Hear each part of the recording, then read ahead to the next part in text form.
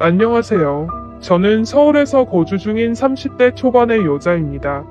그동안 있었던 파란만장한 제 인생사를 들려드리고 싶어서 이렇게 조심스레 사연을 보내게 되었습니다. 저는 지금 형부와 같이 살고 있는데, 긴 글이 될 수도 있겠지만 그저 한 여자의 속풀이라고 생각하고 가볍게 들어주셨으면 좋겠습니다. 저에게는 2살 차이가 나는 친언니가 한 명 있습니다. 언니는 매사 차분하고 현명했으며 성격도 참 시원시원했었죠. 똑부러지는 성격에 공부도 상당히 잘했고 얼굴도 예쁜 외모라 남자들 사이에서도 인기가 상당히 많았습니다. 더군다나 성격도 착해서 어릴 적부터 저를 살뜰히 챙겨준 언니가 제 우상이자 꿈이었던 것 같아요. 나이는 겨우 2살 차이밖에 안 되지만 어릴 적부터 언니는 제게 상당히 커다란 존재였던 것 같아 말을 잘 따르곤 했습니다. 공부를 상당히 잘하던 언니는 서울의 좋은 대학에 입학하게 되었고 그로 인해 서울에서 혼자서 자취를 시작하게 되었습니다. 그때 당시 저는 혼자 나가서 자취하며 사는 언니가 그렇게 부러울 수가 없었죠. 공부도 잘하고 대학도 좋은 곳에 가는 언니를 동경하며 저도 언니를 따라가기 위해서 이를 악물고 정말 공부를 열심히 했었습니다. 그러다 보니 저도 곧잘 성적이 잘 나왔고 그 덕분에 언니와는 다른 학교지만 나름 서울에 있는 괜찮은 4년제 대학교에 입학을 하게 됐습니다. 저는 너무 행복하고 신났었죠. 그렇게 꿈에 그리던 언니와의 자취 생활과 대학 생활이 너무 기대가 되었습니다. 부모님은 철없는 딸년이라고 핀잔을 주셨지만 내심 서울 4년제 대학에 입학한 딸들을 보며 흐뭇해하셨었던 것 같습니다. 그렇게 학기가 시작되었고 저는 언니와 같이 살게 되었습니다. 대학 생활을 시작하니 이래저래 시간이 금방 지나가더라고요. 친구들도 여러 명 사귀게 되었고 술집도 처음 가보고 미팅도 하면서 너무 즐겁게 지낸 것 같아요. 그러다 언니는 졸업을 하고 대기업은 아니지만 업계에서 알아준다는 좋은 곳에 취직을 하게 되었습니다. 그리고 얼마 뒤 지금의 형부를 만나게 되었네요. 언니보다는 2살 위였으니 저하고는 4살 차이가 나는 남자였고 언니와 소개팅으로 만났다고 들었습니다. 처음 만났을 때 환하게 웃으며 내가 연희의 동생이야 라고 말하던 게 정말 엊그제 있었던 일처럼 생생합니다. 저는 언니와 같이 살고 있었기 때문에 형부와는 자주 만났어요. 처음에는 여자 둘이 사는 집에 자꾸 찾아오는 게 불편했지만 너무나 좋은 성격에 항상 밝은 미소를 보여주던 형부였죠. 그리고 언니와 같이 어울리며 놀다 보니 언젠가부터 저도 서서히 편해지더라고요.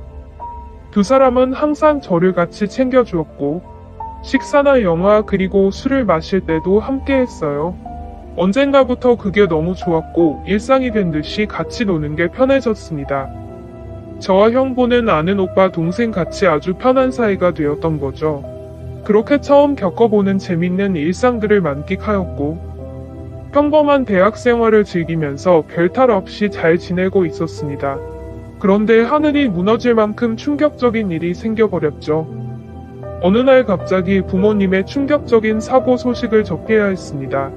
언니와 제가 사는 자취방에 오셔서 반찬이며 이것저것 가져다 주시고 시골 집으로 내려가시다 차가 반파되는 큰 사고가 났습니다. 여자들끼리 사는 집이 이게 뭐냐며 투덜거리셨던 엄마와 애들한테 잔소리 그만하라는 아빠. 그 모습이 마지막 모습이셨어요. 부모님 2분 다 그 사고로 인해 돌아가시게 되었습니다. 저희 자매는 너무나도 슬픈 그 현실을 어린 나이에 모두 받아들여야만 했습니다. 형부는 장례식장에서 언니의 남자친구라고 주변 분들에게 소개를 하였고 저희 부모님의 마지막 장지까지 함께 해주었습니다. 목 놓아 울다가 너무 힘들어 지치면 형부가 달래주었고 무엇이라도 먹으라며 밖에서 죽까지 사와서 저희들을 챙겨줬었죠. 형부에게 너무 고마웠고 그때부터 많이 의지가 되었던 것 같아요. 그렇게 부모님을 보내드리고 나니 저희는 졸지의 고아가 되어버린 거나 마찬가지인 상황이 되었습니다. 그렇게 힘든 시기에 겨우겨우 버티면서 대학 생활을 마치고 졸업을 하게 된 저에게도 어느 날 한 남자가 다가오게 되었습니다. 이 남자가 바로 제 전 남편입니다. 부모님이 돌아가시고 형부와 언니에게 많이 위로받고 기대면서 살았지만 그걸로 제 마음이 채워지기에는 부족했었나봐요. 자상하게 다가와서 제 말을 잘 들어주던 그 남자와 연애를 하게 되었고 저는 자연스럽게 그 남자에게 제 삶을 기대고 많이 의지하게 되었었죠. 그러다 보니 집에 들어가지 않고 외박을 하는 횟수도 점점 늘게 되었고 안 그러던 제가 갑자기 그런 모습을 보이게 되자 언니와 형부에게 혼도 많이 났었습니다. 그러던 중 저는 그만 사고를 치고 말았습니다. 어리다면 어린 그 나이에 혼전 임신을 하게 되었던 거죠. 지금 생각해보면 정말 미친 짓이라 생각하고 있고 그 시간을 되돌리고 싶은 심정입니다. 물론 지금 제 인생 누구보다 소중한 제 딸아이가 없길 바란다는 뜻이 아니고 전 남편만 되돌리고 싶습니다. 하지만 그때 당시에는 그 남자를 많이 의지했고 사랑했었기에 미래가 행복할 거라 꿈꾸고 아이를 낳자고 마음먹었습니다. 그렇게 저희는 예정에 없었던 결혼을 급하게 하기로 한 거였죠. 그래서 저는 언니와 형부에게 이 사실을 알렸고 정신이 있는 거냐며 많이 혼났었던 것 같습니다. 잘 살 테니 걱정하지 말라고 얘기를 계속 해줬지만 그게 말처럼 쉽게 될 리 없다는 걸 잘 알고 있는 두 사람은 저를 많이 설득하려고 했죠.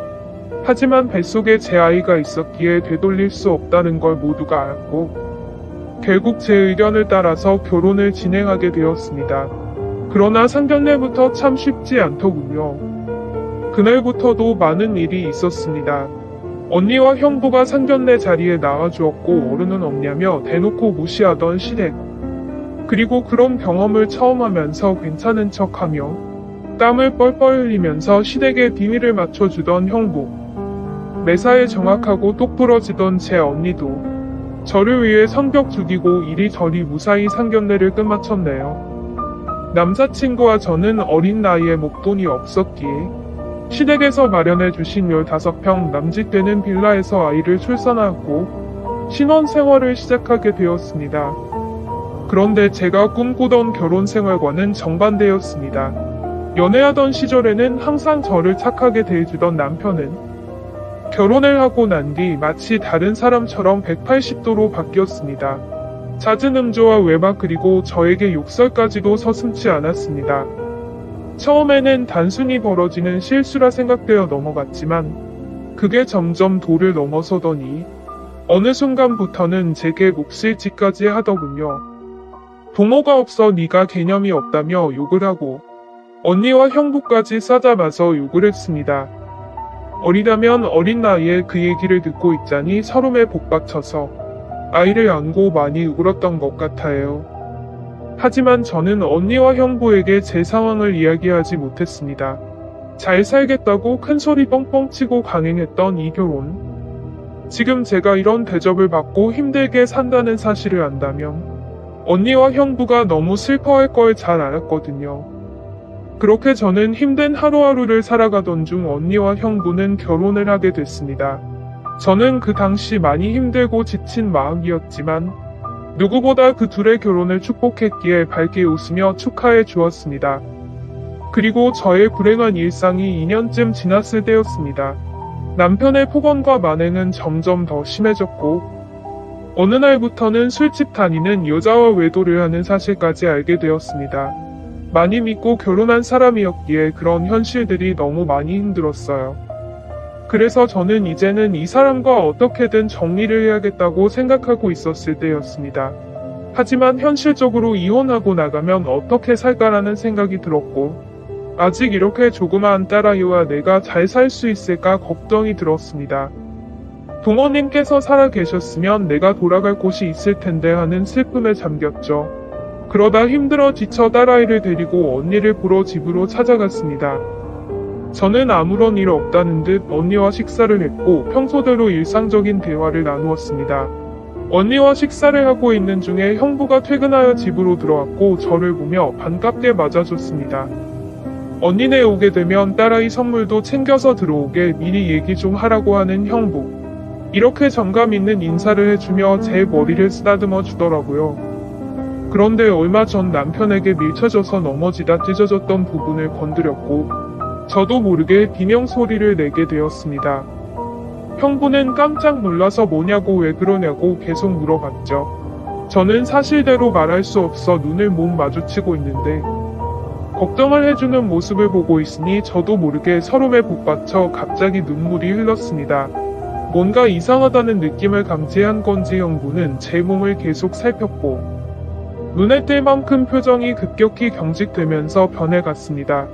형부는 남편 놈이 이런 거냐고 솔직히 말해보라며 저를 다그쳤고 저는 아니라고 계속 부인했지만 하염없이 나오는 눈물이 제 말이 거짓이라고 저를 대신해서 대답해 주었죠. 결국 그날 그동안 있었던 모든 일에 대해서 솔직하게 말을 했고 형부는 화를 내면서 그 늦은 시간 저를 이끌고 저희 집을 찾아갔습니다. 술을 좀 했는지 소파에 누워서 뒹굴고 있는 남편을 사정없이 멱살을 잡고 흔들기 시작했습니다. 네가 사람 새끼냐고 어떻게 여자한테 그럴 수 있냐며 계속 욕을 했죠. 남편은 그러다 넘어지면서 가구에 부딪혔고 악을 쓰며 소리를 질렀습니다. 형부는 그때부터 정신이 조금 들었는지 잠시 숨을 고르더라고요. 일단 이 상황이 정리가 되어야 할 것 같아 형부를 밖으로 데리고 나가려 하는데 갑자기 남편에게 무릎을 꿇으면서 이야기를 했습니다. 우리 처제 어디 가서 이런 대접받을 아이 아니라고. 제발 잘 좀 대해주면 안 되겠냐고. 내가 실수해서 다쳤으니 속 풀릴 때까지 자신을 때리라고 하더군요. 제발 부탁을 한다면서 말이죠.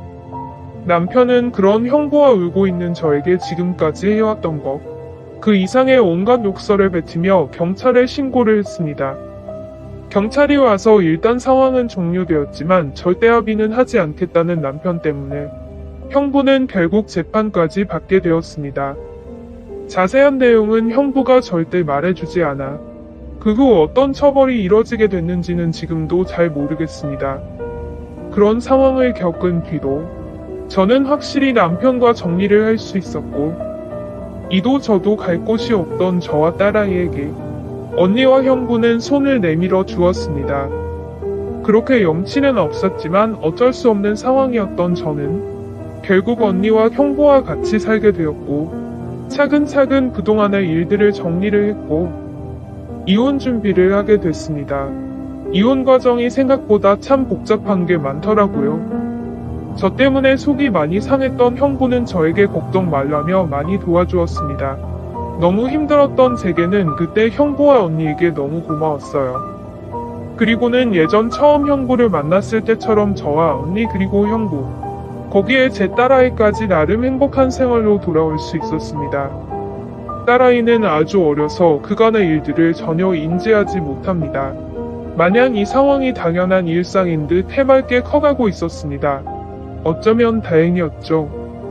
이때쯤 아이가 3살이 되어 어린이집에 보낼 수 있었고 저도 작지만 경제활동을 할 수 있게 되었습니다. 전공을 살려 작은 디자인 업체 취직을 하게 되었어요. 이 회사가 프리랜서처럼 집에서도 일을 할 수 있었기에 아이를 키우는 저에게는 딱 알맞은 직장이었거든요. 급여는 그리 많지 않았지만 빨리 목돈을 모아서 이 집에서 독립하기 위해 이 악물고 일했던 것 같습니다. 회사 몰래 아르바이트 짬짬이 해가면서 아이도 챙기고 일도 병행하는 그런 정신없이 바쁜 나날들을 보냈습니다. 그러다 어느 날 일어나지 말아야 할 충격적인 사건이 벌어졌습니다. 왜 저에게는 이런 시련들이 몇 번씩이나 이어졌는지 하늘이 원망스럽습니다. 어느 날 회사에서 디자인 회의를 하고 집으로 돌아왔는데 회사에 있어야 할 형부가 잔뜩 어지럽혀진 집안 식탁에 앉아 울고 있었어요. 식탁 위에는 마시던 소주들이 널브러져 있었고요. 너무 놀라서 이게 무슨 일이냐 물었지만 형부는 아무 말이 없더라고요. 그러다 식탁 위에 올려진 이혼 서류를 발견했고 그 서류에는 언니 이름이 적혀 있었습니다. 무슨 일이냐 물었습니다. 한참이 지난 뒤에 형부가 하는 말이 언니와 이혼하게 되었답니다. 언니는 집을 나갔다고 하더라고요. 갑자기 도대체 무슨 말인지 도저히 이해가 안 되었어요. 아무 문제 없이 행복하게 잘 지내고 있는 줄만 알았는데 갑자기 이혼이라니요. 계속 형부에게 물었지만 형부는 그냥 이혼할 거니 그렇게 알라고만 얘기했고 다른 이야기는 해주지 않았습니다. 일단 아이를 챙겨야 했기 때문에. 대화는 그렇게 끝났고 바로 언니에게 전화했습니다. 언니는 아무 말도 하지 않았고 저는 무슨 일인지 일단 만나서 이야기하자고 언니를 다독였습니다. 언니와 만났고 이야기를 들었습니다. 언니는 정말 미안하고 몹쓸 짓인 걸 알지만 사랑하는 사람이 생겼다고 말하더군요. 이게 도대체 무슨 말인지 말도 안 나왔습니다. 제가 그렇게 좋아했던 똑순이 언니가 형부가 아닌 사랑하는 사람이 생겼답니다. 너무 화가 났어요. 뭐라고 욕도 나오기 전에 언니의 뺨부터 때렸습니다. 도대체 이게 무슨 짓거리냐고. 형부가 우리한테 얼마나 잘해줬는데 그게 무슨 말이냐고. 내가 잘못 들은 거 맞다고 말하라고 소리를 질러댔습니다. 그런 언니는 그저 미안하답니다. 저를 끝까지 챙겨주지 못하고 무책임하게 떠나게 되어서 미안하다고 하더라고요. 너무나 황당하고 어이가 없어서 말도 제대로 안 나오더군요. 그렇게 저희들을 위해 잘해준 우리 형부가 너무 불쌍해서 저는 정신을 차리고 언니에게 얘기했습니다. 앞으로 너는 내 언니도 아니고 2번 다시 우리 앞에 나타나지 말라고. 내가 너 대신 형부를 끝까지 지켜줄 거니 꺼지라고 했습니다. 그리고 울면서 자리를 나왔습니다. 저도 그렇게 아프게 이혼했는데 그렇게 믿었던 언니가 제 전남편처럼 인간 같지도 않는 짓을 저지르다니 믿어지지가 않았습니다. 집으로 돌아온 저는 말없이 형부를 위로해 주었습니다. 사실 제가 할 수 있는 일이 크게 없었어요. 저도 딸아이와 함께 얹혀 살고 있는 입장이었기 때문에 그저 위로를 해줄 뿐 다른 방법이 없었거든요. 형부는 며칠 동안 출근도 하지 않고 술만 마시며 지냈습니다. 그걸 보다 보니 저는 너무 안쓰러웠습니다. 그래서 그때부터 언니 대신 집안일을 더욱 더 살뜰히 챙겼고 가사, 육아 일을 병행하게 되었습니다. 너무 바쁘게 움직였지만 그것보다 형부의 충격이 더 걱정되어 힘들다는 생각도 못했었죠. 그러던 어느 날 형부가 저를 불렀습니다. 그리고 봉투 하나를 건네주었는데 1억 원이 수표로 들어있었어요. 그러며 하는 말이 같이 아파트 들어가려고 모아두었던 돈인데 이제 아무것도 필요 없으니 이 돈 가지고 나가서 자기 걱정 말고 행복하게 살라고 합니다. 여기에 계속 있기 불편하지 않겠냐고. 어차피 끝까지 저랑 제 아이 데리고 가려고 했었기에 그 몫을 나누어 주는 거라고 하더군요. 힘든 그 와중에도 제 걱정을 하고 있었다니 눈물이 나서 펑펑 울어버렸어요. 그리고 형부를 꼭 안아주며 내가 같이 지켜줄 거니까 너무 슬퍼하지 말라고 당분간 곁에 있게 해달라고. 형부가 정신 차리면 내가 알아서 나갈 테니 이 돈은 필요 없다고 말했습니다. 형부도 감정이 복받쳤는지 목 놓아 울었고 알겠다면서 고맙다고 말하더라고요.